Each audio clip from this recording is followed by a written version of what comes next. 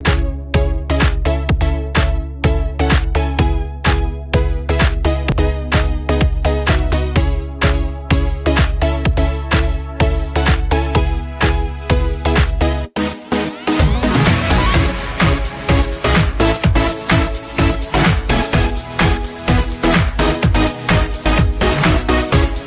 programa es presentado por Diario La Voz, un suceso nacional. El Espectador de Caracas. 800 Noticias.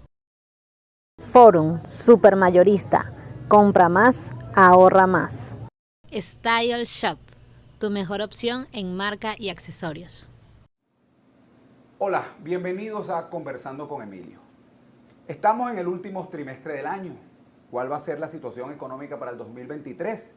¿Subirá el dólar? ¿Habrá más inflación? ¿Cómo resguardamos nuestros ahorros?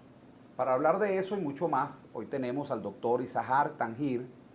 Él es economista, profesor de la Universidad Santa María, asesor financiero y especialista en criptoactivos.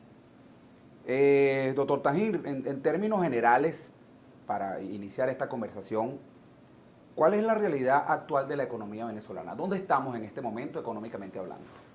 Vale, la economía venezolana en los últimos 14, 15 meses ha presentado un crecimiento que, si bien es cierto, desde el año 2012 hasta finales del año 2020 presentábamos un retroceso, una caída en todos los sectores económicos, lo cual es muy difícil recuperarse de dicha caída. Pero desde hace aproximadamente 14 meses hemos presenciado un frenado a la inflación o al nivel tan galopante que teníamos de inflación.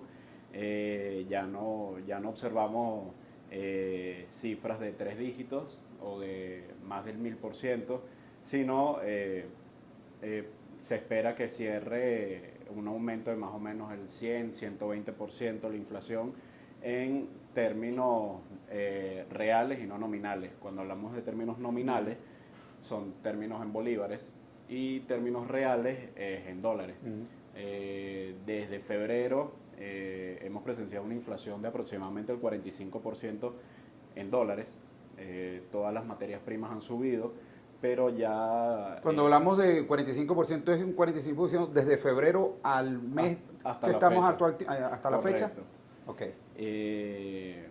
Lo cual es bastante preocupante para nosotros, pero claro, uno ve lo que le sucede a uno dentro de casa y dentro de su país, dentro de su región, pero ya hay factores que no dependen de los venezolanos, ni son temas políticos venezolanos, sino también dependen de lo que ha estado sucediendo en el mundo, de la estanflación. La estanflación es un término que se utiliza para cuando los productos presentan inflación, pero aparte se presenta un desempleo mayor, las tasas de desempleo aumentan. Entonces se produce lo que es esta inflación, y los gobiernos a nivel mundial lo que se encargan es de tomar medidas correctivas para frenar esto. Varias de las medidas que se han visto, que han afectado bastante principalmente a la región americana, a la región de Latinoamérica, es un aumento de las tasas de interés. Lo ha hecho el Banco Central Europeo, lo ha hecho la Fed en Estados Unidos. En Estados Unidos lo han hecho. Lo cual representa que tener dólares para cualquier persona en el mundo es más costoso. Pedir crédito, pedir para compra de materia prima, para comprar una casa, para comprar activos, para comprar cualquier tipo de cosa, hasta para comprar criptoactivos, vimos un desplome, ya que las tasas de interés habían subido y subieron en varios momentos. Se hizo una medida correctiva en marzo, después de la venta de los bonos de la Fed. Dado los resultados, eso ocasionó un segundo aumento en las tasas de interés, y ahí fue cuando todos los bancos centrales importantes del mundo empezaron a realizar aumentos en sus tasas de interés. Dado a que, si podemos irnos un poquito más atrás, en el año 2020, cuando empieza la pandemia, todos los bancos centrales del mundo empezaron a inyectar mucho dinero a su economía para poder subsidiar a la gente que se estaba quedando sin empleo y a aquellas empresas que no estaban generando ingresos, o los ingresos que tenían proyectados en sus flujos, pero necesitaban salvarlos de la quiebra o subsidiarlos, darles un pulmón financiero. Ahora bien, fíjate, tú hablabas de 14 meses con un crecimiento. De hecho, el presidente del Banco Central de Venezuela, Calixto Ortega, las cifras que ha dado, porque el problema que hemos tenido en este país es que el Banco Central de Venezuela dejó de dar cifras en algún momento. Él ha hablado de un presunto crecimiento durante el 2022. Entonces, sí, tú ratificas que sí ha habido ese crecimiento. ¿Y qué ha producido? ¿Qué ha pasado en esos 14 meses distinto para que haya habido un crecimiento económico? Bueno, la cuestión es que para nosotros es bastante difícil creer en un crecimiento, o sea, para el venezolano a pie, para cualquier venezolano que de repente no tenga un conocimiento minucioso acerca de la materia y dice, yo todavía no estoy bien.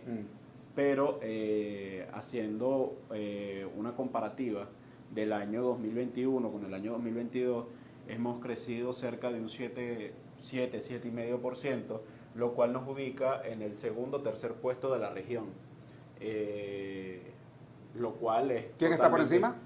Si no me equivoco, Guyana. Lo cual, la variación para la semana pasada del Banco Internacional de Desarrollo era del 0,5%, o sea, del 0,5%, lo cual para nosotros es como Alicia en el País de las Maravillas. ¿Sí? Y si vemos a los demás países que estaban en crecimiento antes de la pandemia, por lo menos Chile tiene un retroceso en su PIB enorme. Colombia tiene una devaluación de la moneda a una velocidad vertiginosa. Y a veces uno dice, o sea, uno se enfoca en Venezuela y dice, no, estamos mal. Pero cuando vemos alrededor, hay gente que está mucho peor que nosotros. En términos que no había sido el caso en años anteriores, de la astronómica hiperinflación que teníamos y la situación, bueno, que llevó a una migración precisamente producto de esa situación económica, una migración importante de venezolanos, nos ponía en los peores números a nivel mundial, ni siquiera en la región. Es así. La cuestión es que, claro, eso es comparándonos con el año 2021, cuando quizás retrocedemos un poco y comparamos el año 2022 con el año 2012, no hay crecimiento, más bien estamos en el subsuelo. Pero comparándonos quizás con finales del año 2020 y el año 2021, hemos tenido un crecimiento bastante ¿Son acciones importante del gobierno los que nos han llevado a ese crecimiento? ¿Es el mercado que nos ha llevado a eso? ¿Qué ha producido ese crecimiento económico? Bueno, creo que es una sinergia de quizás tener algo de confianza de inversionistas, gente que está volviendo a invertir, por lo menos en la gobernación de Miranda, principalmente en el municipio de Baruta, se ha hecho una apertura de no menos de 15 restaurantes y cuando pasas por las Mercedes, pasas por los Palos Grandes, Altamira, ves que, wow, restaurantes de muy alto nivel, sí. Restaurantes que tú dices, esto son restaurantes dignos de Nueva York, de Italia, de Francia, o sea, son restaurantes... Y los bodegones también son un reflejo de ese crecimiento, porque antes el bodegón era algo pequeñito, ahora han salido unos bodegones, bueno, con unas dimensiones impresionantes, ¿no? Claro, la cuestión es que en un principio el bodegón era un modelo de negocio como de, mira, toda la gente va a buscar esto, ¿por qué? Porque carecían del producto. O sea, por lo menos de repente... Traían productos importados que no se conseguían en otros lados. Correcto, y que nosotros veníamos saliendo de un proceso en el que ni siquiera teníamos, por así decirte, arroz, harina pan, jabón. Entonces, cuando entrabas a un bodegón era como, wow, Disney. Sí. Te sentías en Disney. Sí. Ya ahorita ya hay productos que vienen de Colombia, producción nacional, productos americanos, productos chinos, que... turcos, en alimentación los productos turcos han tenido bastante importancia, entonces cuando los ves es como, bueno, ya vi más de lo mismo. Pero sí, en su momento pudieron ser de gran relevancia, pero ya ahorita perdieron ese auge, por lo menos yo no le recomendaría a nadie ahorita abrir un bodegón. Sí. Pero el tema gastronómico está tomando bastante importancia, el tema de la construcción. Eso significa que hay gente que tiene la capacidad para ir a esos restaurantes. Correcto.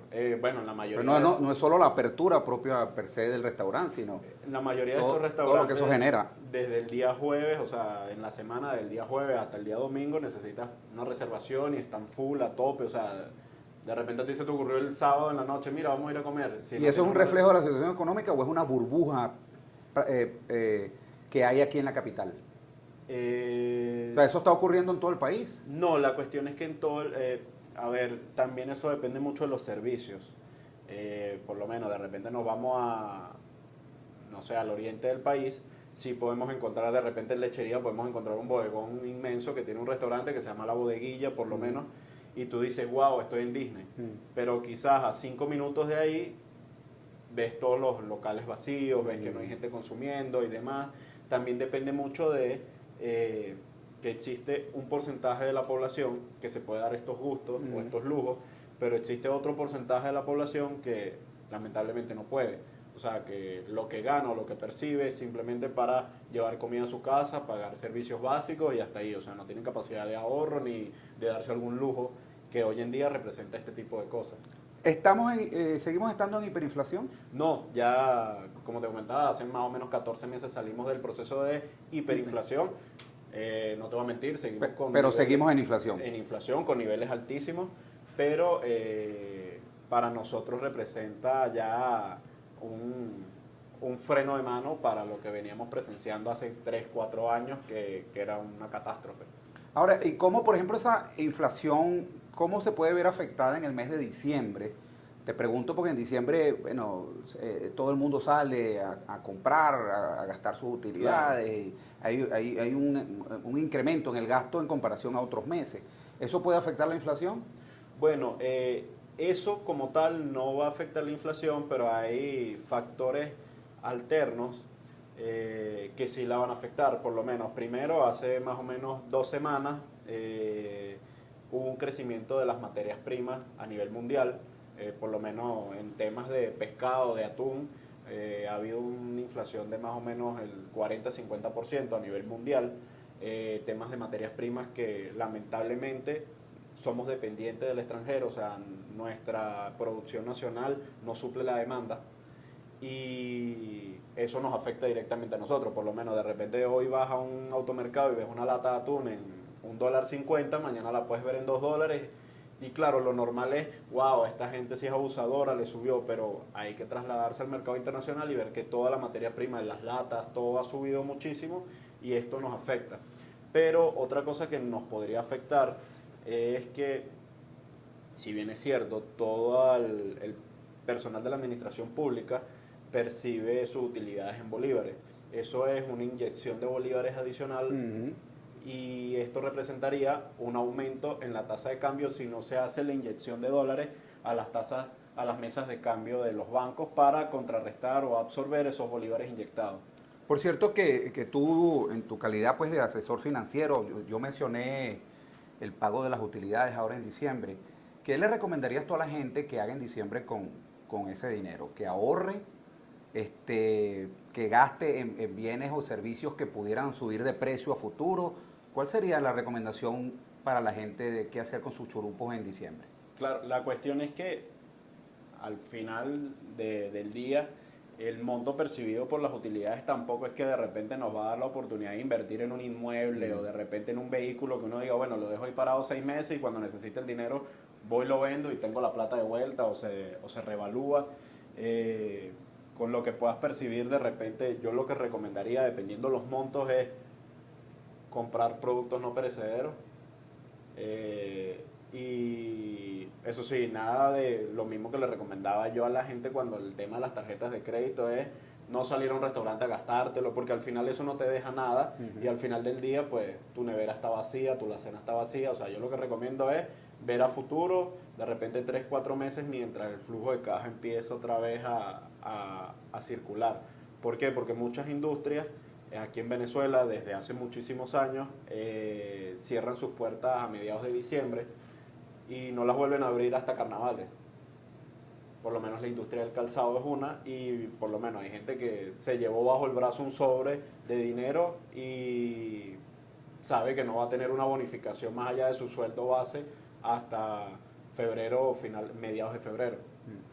Vamos a ir a un corte de publicidad y al regreso ya analizamos el año 2022, pero ¿qué nos depara el 2023? Vienen varios escenarios interesantes para analizar para el 2023. Vamos a ir a un corte de publicidad y al regreso más de Conversando con Emilio, hoy con el doctor Izahar Tangir, él es economista, profesor de la Universidad Santa María, además es asesor financiero y especialista en criptoactivos. Ya regresamos.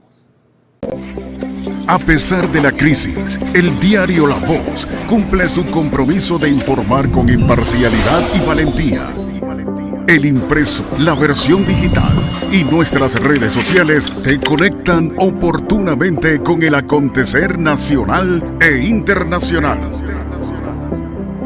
Diario La Voz, un periódico para la Venezuela de hoy. Diario La Voz, un suceso nacional. Estamos de regreso conversando con Emilio, con el doctor Izahar Tangir, quien es nuestro invitado el día de hoy.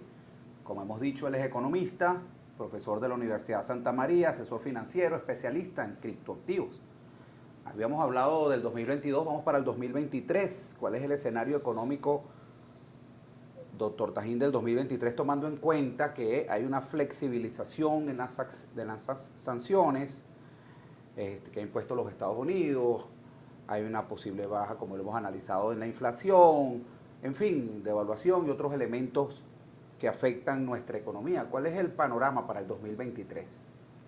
Bueno, el panorama que nos hemos imaginado, que nos hemos proyectado para el año 2023 hasta el momento es bastante positivo, comparándolo con el año 2022 y con el año 2021.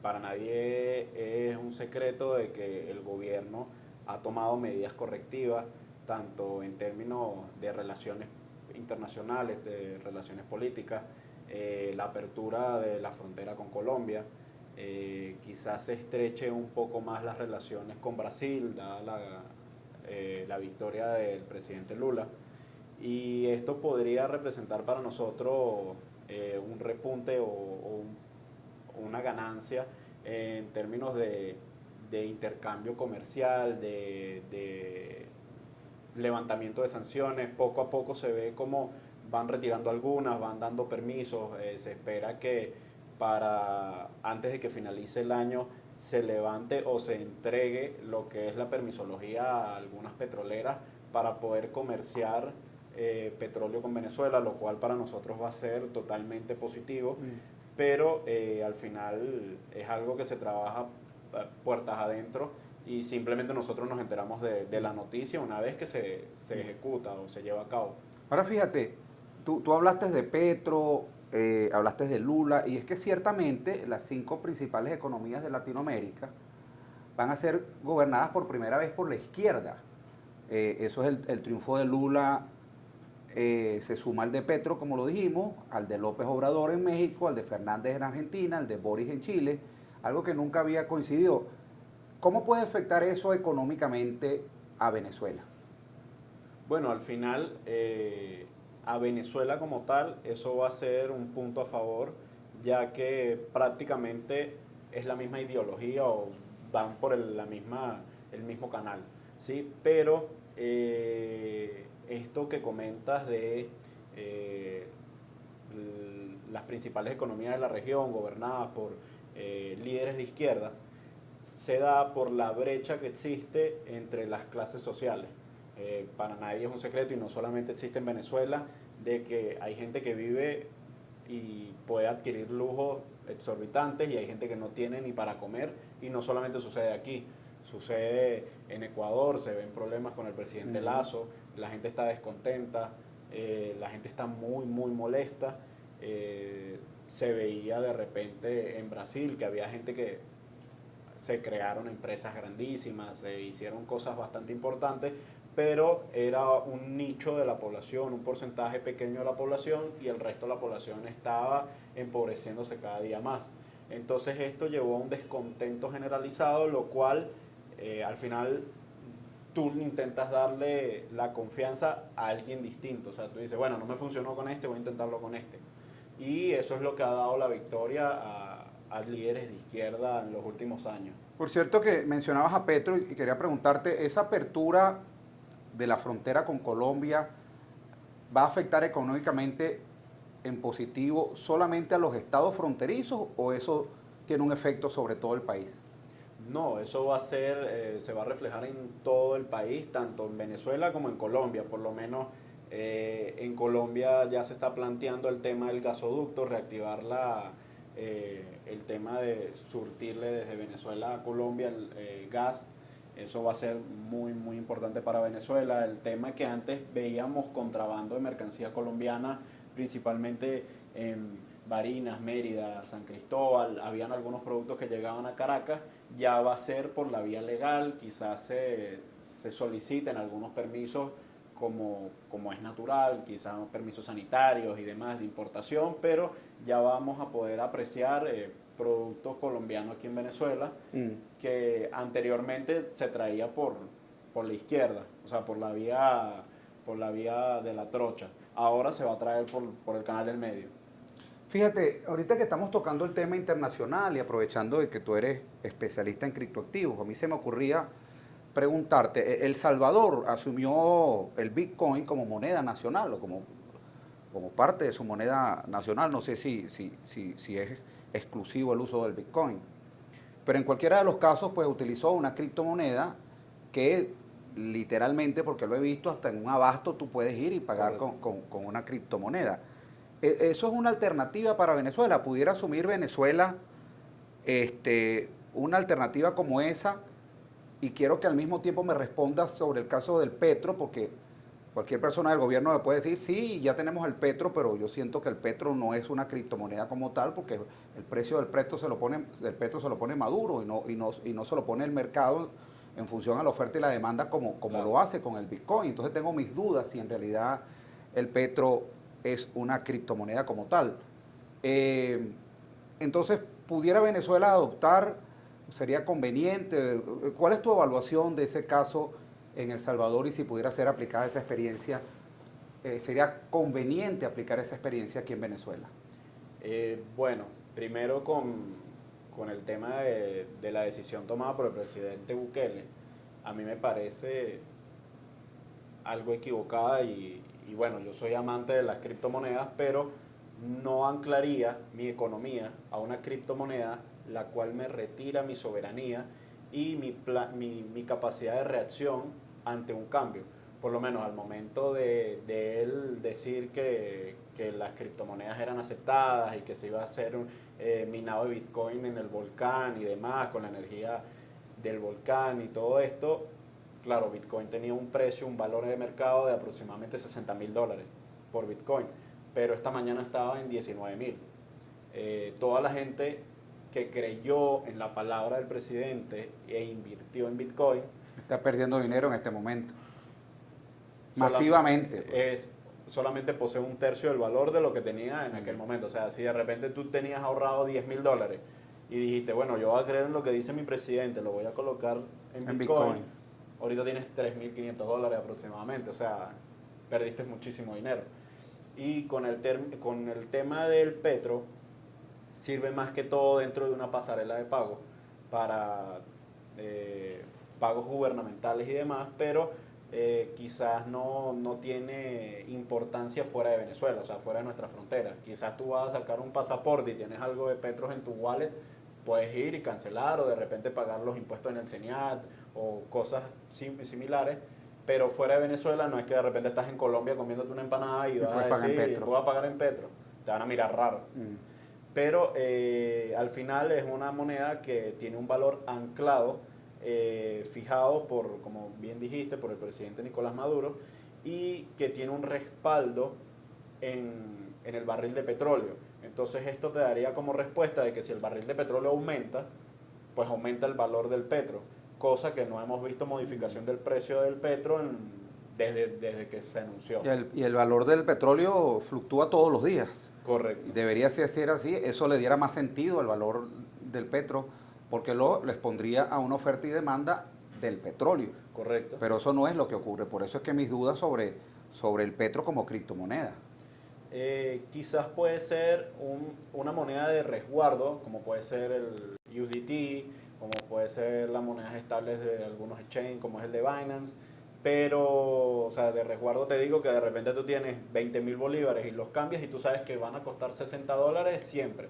O sea, mientras tú tengas un petro, él va a estar en $60 hasta que el presidente o alguien encargado, alguien que tenga la autoridad para cambiarle el precio diga, no, mira, ya no son 60, ahora son X cantidad de dólares en relación. Pero mientras no suceda esto, tú sabes que es un resguardo de valor. pero no vas a tener una utilidad, no vas a tener, sabes que la volatilidad de eso es cero. Ahora fíjate, estamos hablando del Bitcoin y es bien interesante, porque hablaste de que estaba, el ejemplo de El Salvador, mencionaste que estaba en $60,000 aproximadamente, redondeando, y ahora ha bajado a $19,000. ¿Sería entonces el momento para comprar Bitcoin? Aprovechando esa bajada, o se estima que pueda bajar más, o ¿cuál sería tu recomendación, tu carácter de asesor financiero y de especialista en criptomonedas?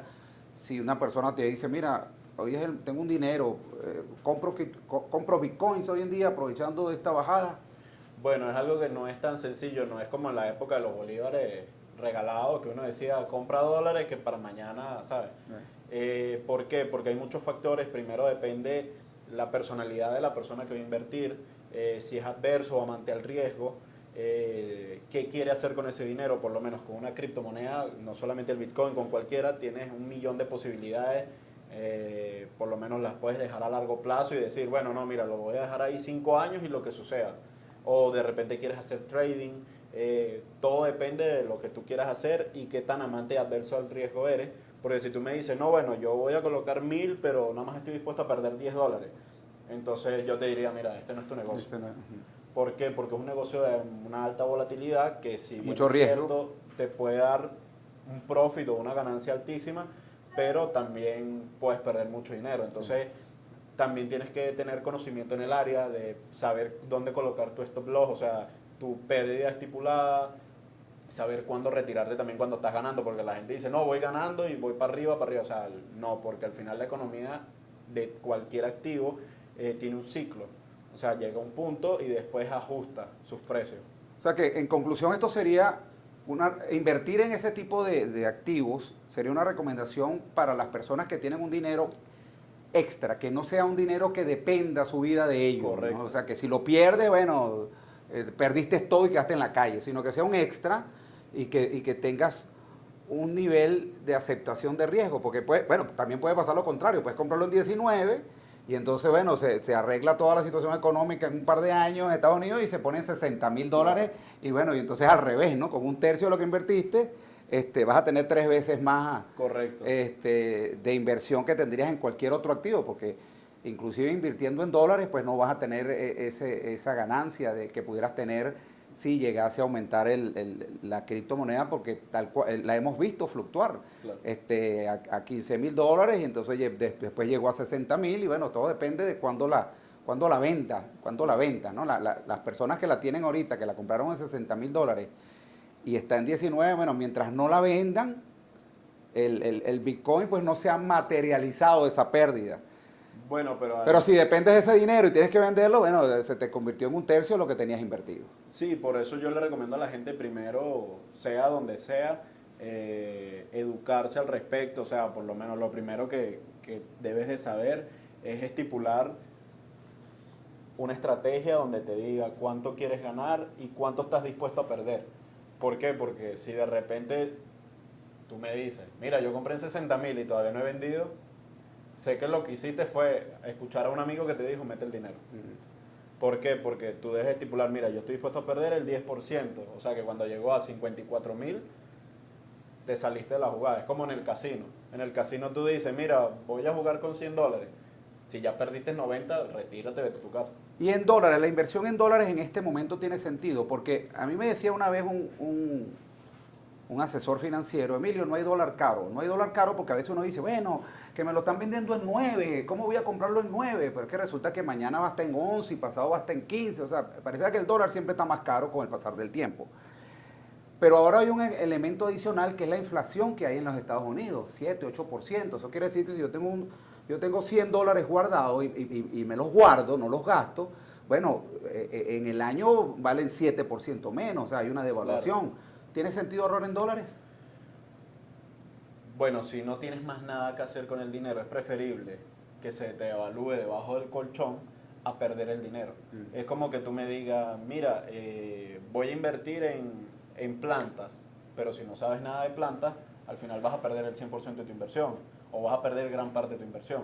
En vez, si tú me dices, mira, no, yo tengo una estrategia de negocio donde quizás invierte y tengo un retorno, o sea, un profit, una utilidad del 30%, yo te digo, mira, vamos a estudiarlo.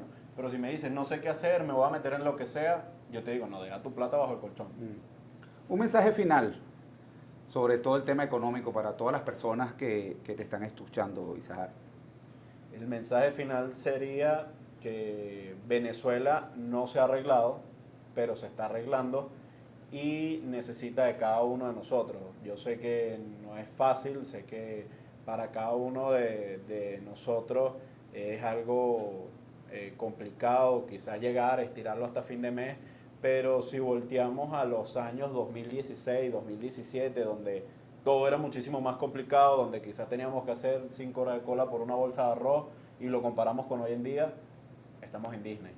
Entonces, quizás necesitamos 2, 3 años más para estar bien, pero estamos encaminados.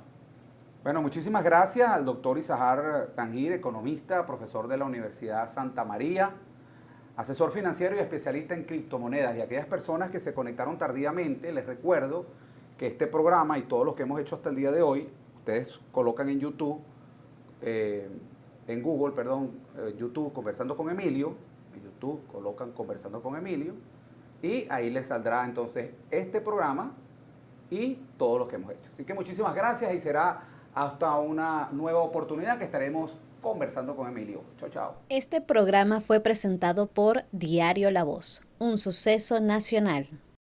El Espectador de Caracas. 800 Noticias. Forum Supermayorista. Compra más, ahorra más. Style Shop, tu mejor opción en marca y accesorios.